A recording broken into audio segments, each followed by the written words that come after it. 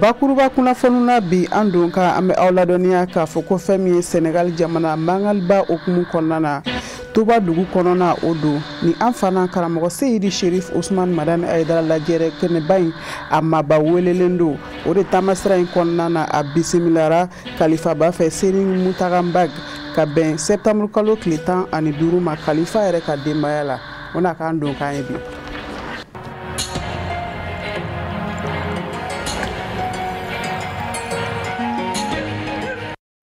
Aw bisimila bamananga kunnafoni sɔrɔlon kɛnɛ kan an balima bamananga mɛnnaw Mali kɔnɔ ani Mali kɔkan ye bamananga kunnafoni wagati selen walawalali bɛna kɛ minnu kɔnɔ kuma la aw ye Mali kɔnɔna o kunkan kibaruyaw de don aw dangan na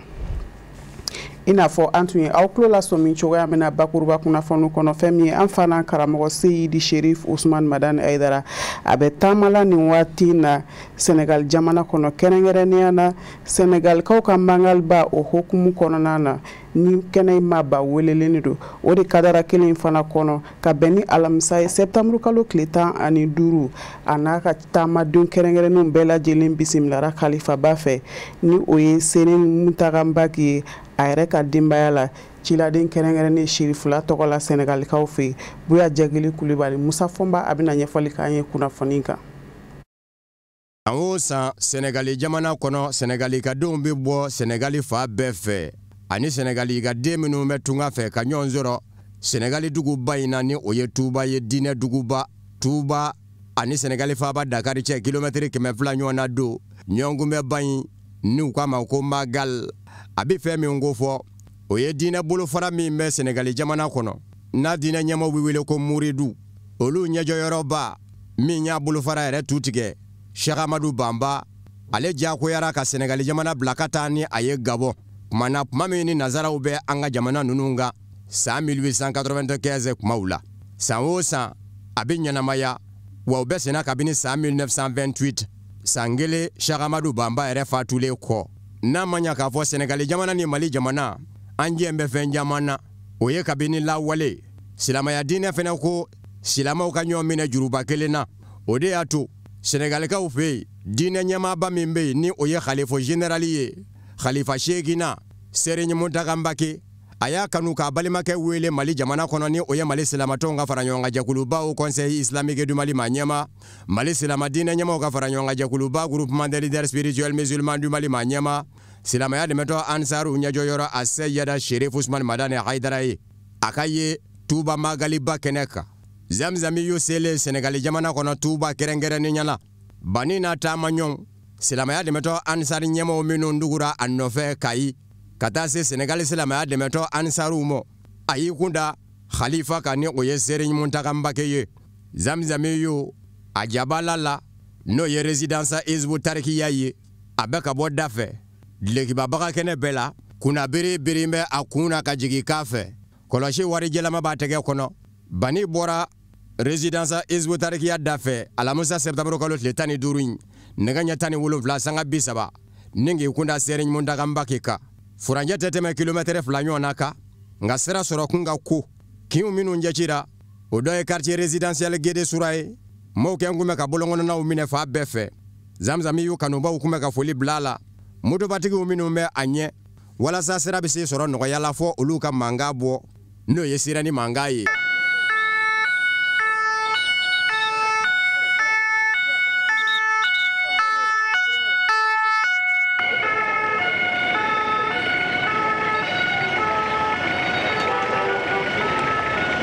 mobili ta ɲɔgɔn na tugun bɛ olu la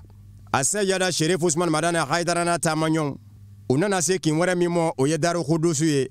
o sugu u y'o cɛci ni ka sɔrɔ ka taa bisimila minɛ ka bɛn ni nɛgɛ ɲɛ 18 sanga 45 ye 18h45 lɛrɛ kelen ani kɔ furanjɛ min tɛ tɛmɛ kilomɛtiri 2 kan nin y'an ye Muriduw ka Khalifa Cheikhina jabala bala résidence privée Serigne Mountakha Mbacké fɛ yen a yɛrɛ ni dilekibajɛ ani banfila ɲɛnavɛri a nisɔndiyalen fari foni ni bani kunbɛn kuma fanbaw bolila fɛn min ka maaba filaw cɛ o ye balimaya min kan ka ye silamɛw cɛ diinɛ ɲɛmaw a ka kan hali bi u k'u ka jɛw kɔrɔ don silamɛya diinɛ yɛrɛ sinsin bɛ fɛn min kan an yɛrɛw ka jamana ninnu silamɛya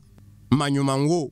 maɲuman kaburu ziyara ani silamɛya jogobaw diinɛ ɲɛmɔgɔw farafinatile bi yan fan fɛ a ka kan u k'u tɛgɛ di ɲɔgɔn ma kuma fanba bolila ninnu de kan ka taa se walema wale min kɛmɛ ka silamɛya yɛrɛ lanɔgɔ bi ni o ye ka silamɛya diinɛ bere fini ta k'o biri yɛrɛ kan ka maaw fa n'o ye tɛgɛ bɛ se ka di ɲɔgɔn ma k'o kɛlɛ cogo min maaba filaw kumana o de kan a seyada Sherif Usman Madani Haidara ye a ka nisɔndiya jira muridiw ka khalifa général Serigne Muntaka Mbake la a weleli la Senegali jamana kɔnɔ magaliba in kɛnɛ kan a ye foli fɛnɛ lase Senegali ka den bɛɛ mɔ baara sɔrɔla ka kunjɛ ni dugawu don ye a ma ladɔnniya k'a fɔ Mali silamatɔnw ka fara ɲɔgɔn kan jɛkuluba au Conseil islamique du Mali ma ɲɛma Mali silama diinɛ ɲɛmɔgɔw ka fara ɲɔgɔn kan jɛkuluba groupement des leaders spirituels musulmans du Mali ma ɲɛma silamɛya dɛmɛtɔ Ansaru ɲɛjɔyɔrɔ a Seyada Sherif Usman Madani Haidara n'a taama ɲɔgɔn sɔrɔla ka segin résidence Hizbu Tarikiya kɔnɔ Tubakaw fɛ yen ka bɛn ni nɛgɛ ɲɛ 21 21h de ye a sɛnsɛnnen a sɛnsɛnbaw fɛ n'o ye motobatigiw ye.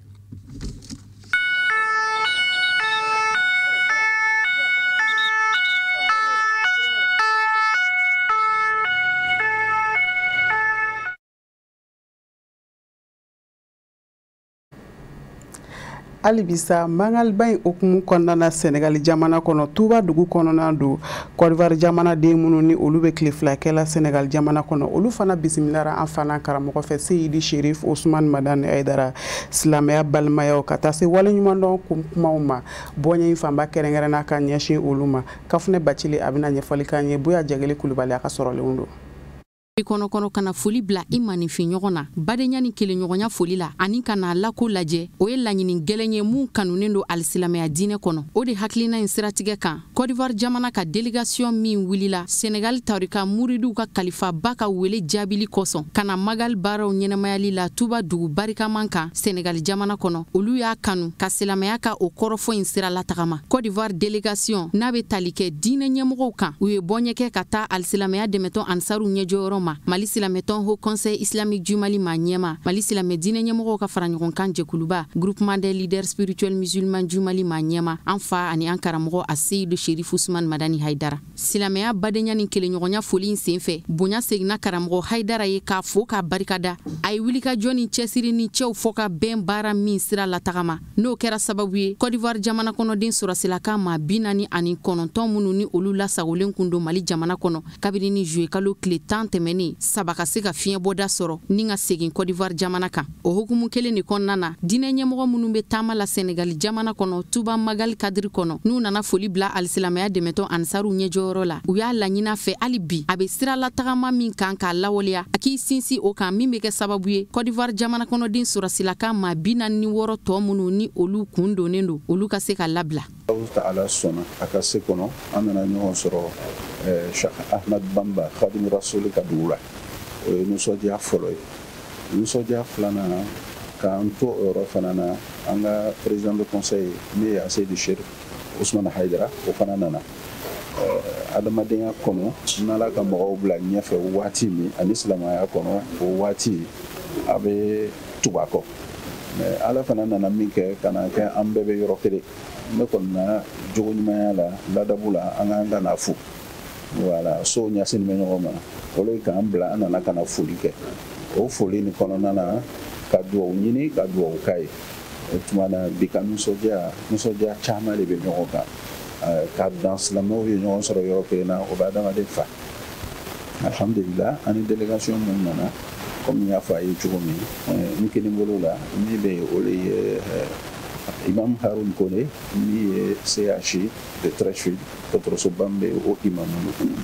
ɲuman na cause min yɛrɛ n'a président di Ousmane Diakité ma o ka secrétaire exécutif o de bɛ ɲuman na alhamdulillah an bɛɛ le tun bɛ ɲɔgɔn kɔ ka taga a Seydi Sherif Usman Haidara fo ka duwawu k'a ye ka duwawu ɲini a fɛ donc a nisɔndiyaw an tɛ se k'a fɔ ka s'a dan na an bɛ ban k'aw yɛrɛ fo aw mun kɛlen bɛ sababu ye ka silamɛya ka kow carin diɲɛ fan tan fila bɛɛ la bonyamasegin foli kɛra Mali silamɛtɔn Haut Conseil Islamique du Mali ma ɲɛmaaba ye kunbɛcogo ɲuman ani bonya ni karama min n'a y'o ɲɛsigi ka Mali jamana kɔnɔdenw kunbɛn minnu bisimila yɔrɔ bɛnnen do Côte d'Ivoire jamana kan n'olu ye taama kɛ ka na Mali jamana kɔnɔ sɔrasilaka maa 49 ninnu kunkanko kuma la alisilamɛya dɛmɛtɔn Ansaru ɲɛjɔyɔrɔ an fa n'an karamɔgɔ n'an ɲɛjɔyɔrɔ a Seyidu Sherif Usman Madani Haidara a nisɔndiyara a kunnawolo la n'a baden ninnu yeli ye ka bɔ Côte d'Ivoire jamana kan ka na fara u badenw kan Senegal jamana kɔnɔ ka magal ɲɛnamaya bonyamasegi min yɛrɛ kɛra ka taa ale ma a ma dan sɔrɔ o bonya la u jɛra ɲɔgɔn fɛ ka duwawu kɛrɛnkɛrɛn teri ɲɔgɔn jamana ani sigi ɲɔgɔn jamana duman fila ninnu ye Mali jamana ani Côte d'Ivoire jamana ni ɲɔgɔn cɛ bɛn ni ɲɔgɔn faamuya sinsinni na. لا تسلطوا علينا من لا يرحمنا ولا يخشى يا فرد يا صمد السر والسر سبحان ربك رب العزة عما يصفون والسلام على المرسلين. Amina ya Rabbi an bɛ dugawu kɛ Ala ka bato kelen ninnu bɛɛ lajɛlen minɛ an fana karamɔgɔ Seyidi Sherif Usman Madani Haidara ani a ka taamadenw bɛɛ lajɛlen ka segin n'u bɛɛ ɲuman ye fa jamana kɔnɔ an bɛ bɔ Senegalikaw fɛ yen an bɛ segin ka na Mali jamana kɔnɔ a ka bɛn ni sibiri tɛmɛnen ye septembre kalo tile 17 Monument de la Paix la commune 3 kɔnɔ Bamakɔ dɔgɔkun kɛrɛnkɛrɛnnen min ni o talen do jamana ɲɛmaaw bolo ni u k'a ma ko semaine nationale de réconciliation ka sanga ni nin dɔgɔkun hukumu kɔnɔna ye yaala yaala ni o ye caravane o baara dɔw nu donna commune 3 kɔnɔ Bamakɔ yan ni a sereyara maaba caman fɛ kɛrɛnkɛrɛnnenya na sigida ɲɛmaaw laadatigiw ani diinɛ ɲɛmaaw an ka jɛ an ka sɔrɔlen ninnu sereya. Bamakɔ sigida sabana commune 3 a sigida denw ka fara sigida ɲɛmaaw kan u ye nin baara daminɛ in bisimila n'u bolo fila dayɛlɛlen baara bolo dalen do ni a bɛ don fɛn min kadara kɔnɔ o de ye jamana ɲɛmaaw dɔgɔkun kɛrɛnkɛrɛnnen min tan bɛ u fɛ septembre kalo in na ni o kɛ bɛn ani yafaɲɔgɔnma dɔgɔkun ye u k'a ma ko semaine nationale de la réconciliation Mali jamana jɔnjɔn dali ni jamana in yɛrɛ kanu ye o de kɛra ka baara ninnu bɛɛ lajɛlen nun don.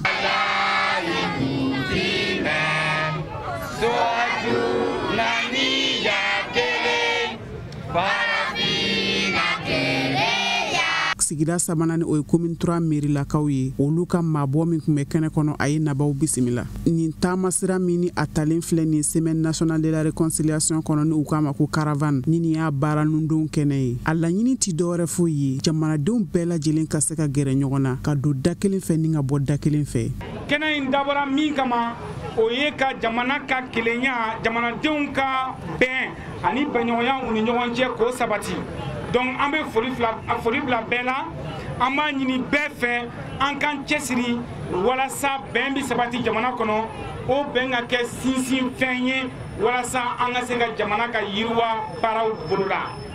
o waleya ni Ala sɔnna a ma n'an farala ɲɔgɔn kan an ka laɲini bɛ sabati. Taama sira ni o ye caravane ye a baaradayɛlɛw sereyara maaba caman fɛ commune 3 kɔnɔ kɛrɛnkɛrɛnnenya na sigida ɲɛmaaw laadatigiw diinɛ ɲɛmaaw ka fara maabaw caman kan ni bɛɛ lajɛlen ŋaniya tɛ dɔwɛrɛ foyi ye fo ka jamana ɲɛmaaw dɛmɛ u ka hakilina talen in na. An bɛ min fɔ o de ye k'a fɔ Mali kɔnɔ yan nɔ o hakilina min taara ɲɛmɔgɔw fɛ o hakilina ɲuman de ye an bɛɛ kan k'an yɛrɛya kɔnɔ parce que a bɛ bɛn ni kelenya de kofɔ Mali ye bɛn jamana ye Mali ye kelenya jamana ye donc ni sira o sira bɛ na pour que k'an fara ɲɔgɔn kan an ka se ka ɲɔgɔn faamuya bɛn ni kelenya ka sabata ni cogo min na an kan k'o waleya bɛɛ kan k'i sen don baara la wa an b'a ɲini bɛɛ fɛ an bɛ yɔrɔ o yɔrɔ la an bɛɛ ka bɛn ni kelenya sabati yaasa jamana bɛ sabati. An bɛ kɛnɛ min kan bi nafa bɛ fɛn min na Mali ni malidenw ye o ye bɛn de ye o ye koto ɲɔgɔn tala de ye o ye kelenya de ye o ye ka jamana de bila an bɛɛ lajɛlen ka hadamadenya sanfɛ n'an bɛɛ ye jamana bila an yɛrɛ sanfɛ a ka ca Ala fɛ an bɛ fɛn min ɲini n'o ye bɛn ni kelenya ani yiriwa ye Ala b'o d'an ma an b'o de kɛnɛ kan yan bi a bɛ fɔ min ma ko monument de la colombe. Hakila jigila an b'a jira aw la k'a fɔ ko baaradayɛlɛ in ɲɛmaaya tun bɛ ministère de la réconciliation a chef de cabinet yɛrɛ de bolo ɲɔgɔlɔnbɔw ka taa se seko ani dɔnko tigilamaw ma bɛɛ lajɛlen ye jɛniyɔrɔ fin bɛn ani kelenya ci cariniw la. Atir jɛkulu ye don kɛrɛnkɛrɛnnen dɔ boloda ni k'o kɛ jolidi don ye dɔn de san ka ɲɛsin Mali jamana finitigilakaw ma ni k'o kɛ ka dɛmɛ ye ka di u ma. Baara ninnu bɛɛ lajɛlen kɛra ka bɛn sibiri septembre kalo tile 17 tɛmɛnen na de ma. Amdalaye ni baara in sereyara fana jɛkulu ma ɲɛmaw caman fɛ ka fara maaba caman wɛrɛw ka Sherifula Jabaramuso tɔgɔ la. Abdul Karim Sagoni a ka jatala Samba Tarawele de tun bɛ an ka janga sɔrɔliw ɲamada.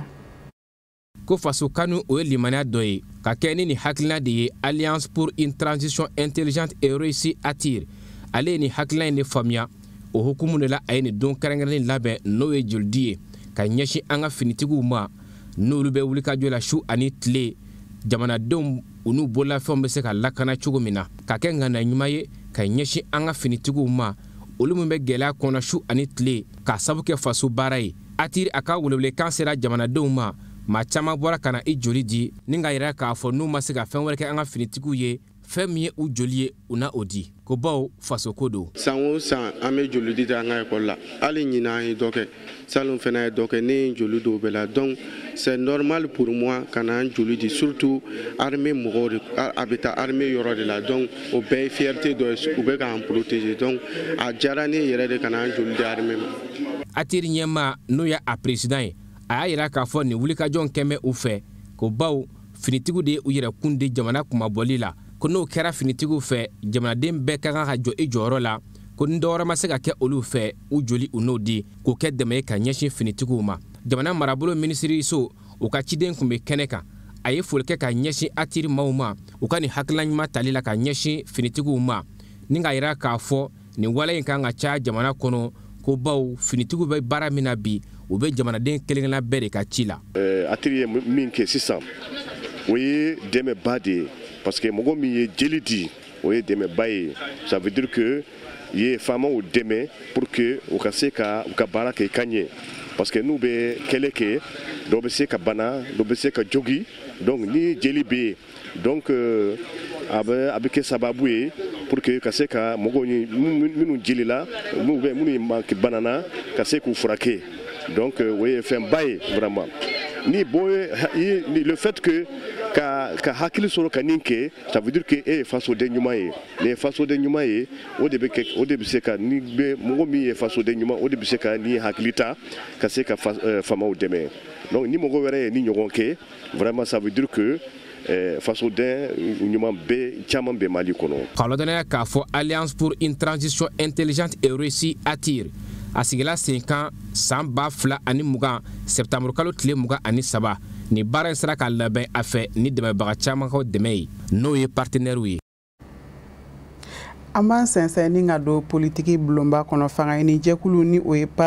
fangayini jɛkulu parti nɛma a ka lajɛrɛba tako fɔlɔ baaraw bɛɛ lajɛlen sigira sen kan ni u k'a ma ko première réunion ordinaire baara ninnu bɛɛ lajɛlen kɛra ka bɛn sibiri tɛmɛnen na de ma septembre kalo tile 17 kulu yɛrɛ jabala la Kurufina commune 1 kɔnɔ Bamakɔ an bɛ aw ladɔnniya fɛ k'a fɔ ko baara in sereyara maa min fɛ Sherifula Jabaramuso tɔgɔ la Awa Jabate don a n'a ka jatala Ibrahim Kulubali an ka jan an k'olu ka sɔrɔliw ɲamada ɲɔgɔn fɛ.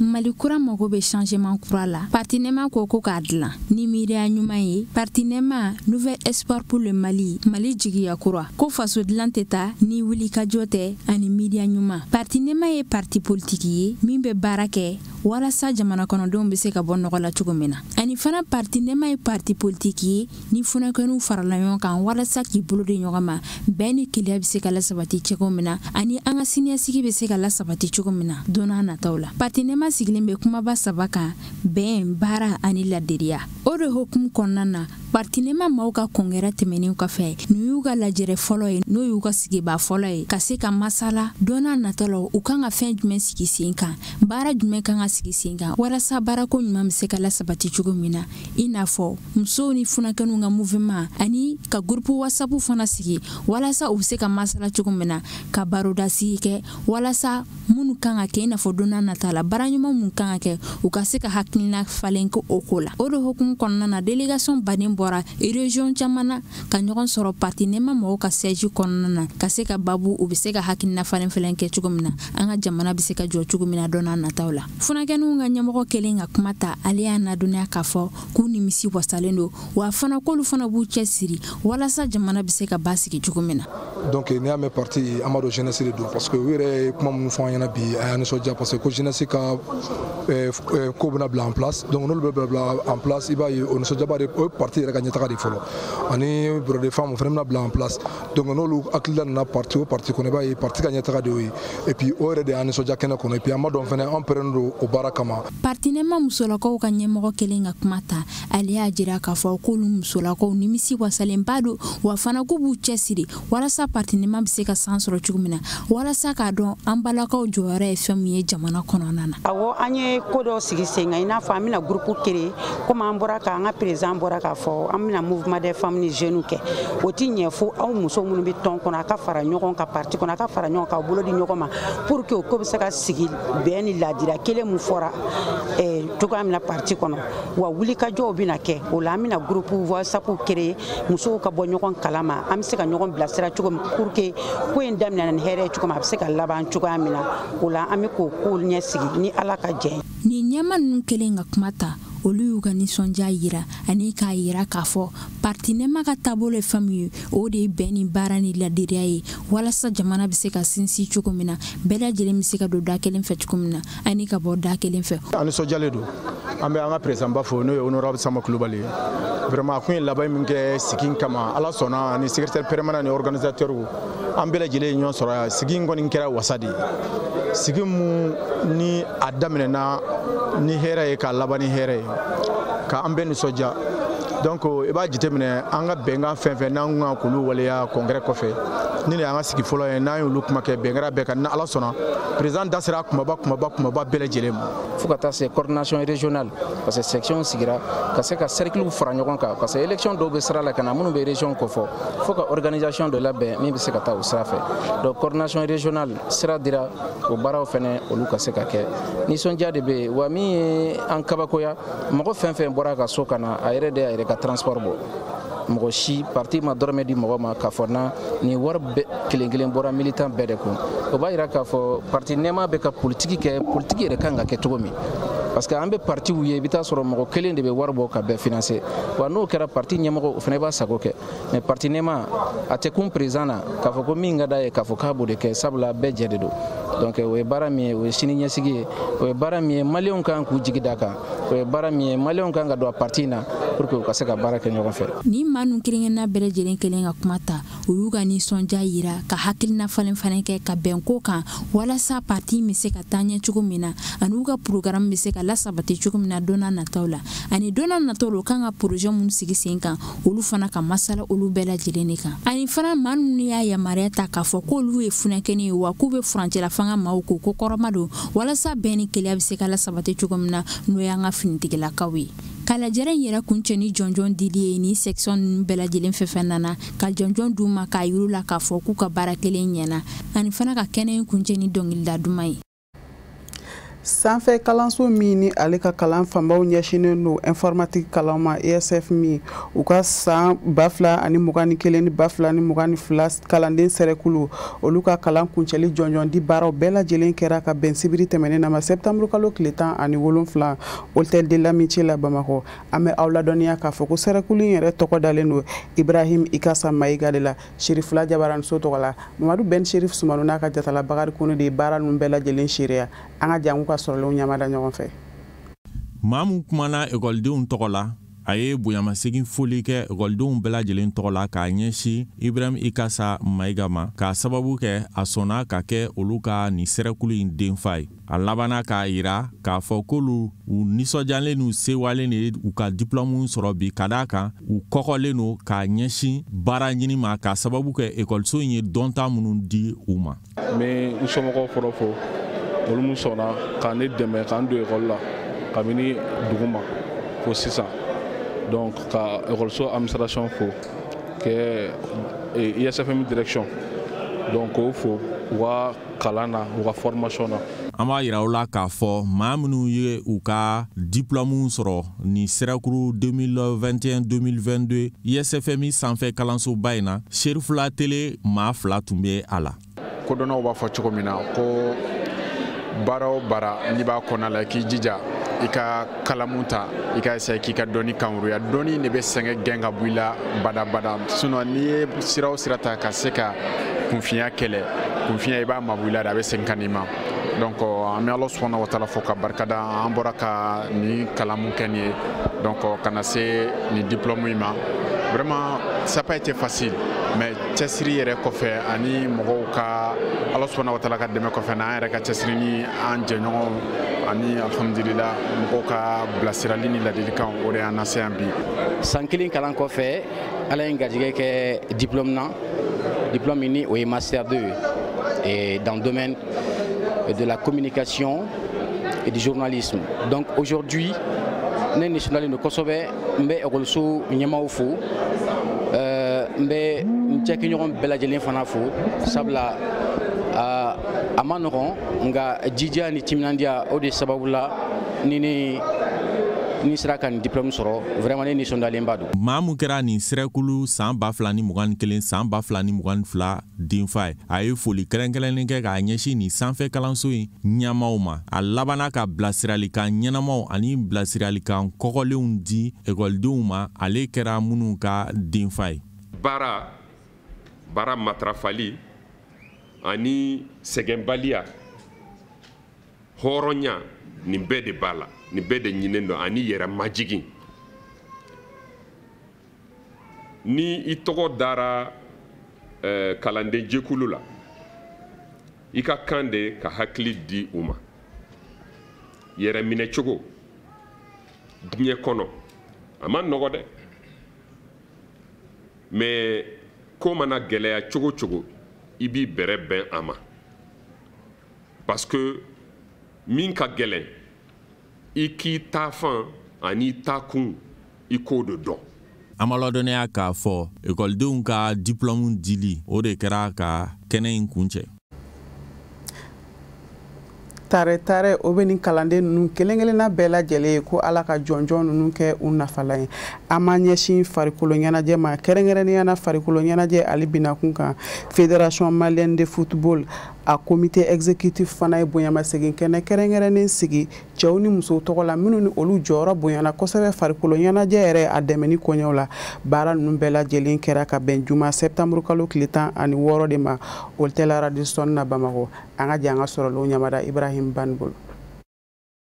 Mali dolantan soba fɛnma foto ale waleɲumandɔn kɛnɛ mun sigi sen kan n'a ye maa 30 minnu ye wulikajɔ kɛ alasa Mali dolantan a bɛ se ka taa ɲɛ cogo min na n'i y'olu ta k'a jateminɛ i bɛ fɛnma foto ale ɲɛmaakɔrɔw sɔrɔ o la mais dolantan ale ɲɛmaa wɛrɛ fo ka taa se dolantanna kɔrɔw ale ni journaliste minnu ye wulikajɔba kɛ dolantan ale ɲɛ t'a la o mun ka nisɔndiya dogo waleɲumandɔn sɛbɛn bɔra yɔrɔ mun na o y'u dɔ ye. Fɛn façon tɛ kɛ ka caya bon a mana kɛ ko kelen min kɛ a bɛ mɔgɔ nisɔndiya. Bon, b'a ɲini u fɛ u ka continuer nin fɛ fɛn do a bɛ an diya dɔn an yɛrɛ la a bɛ courage d'an ma an ka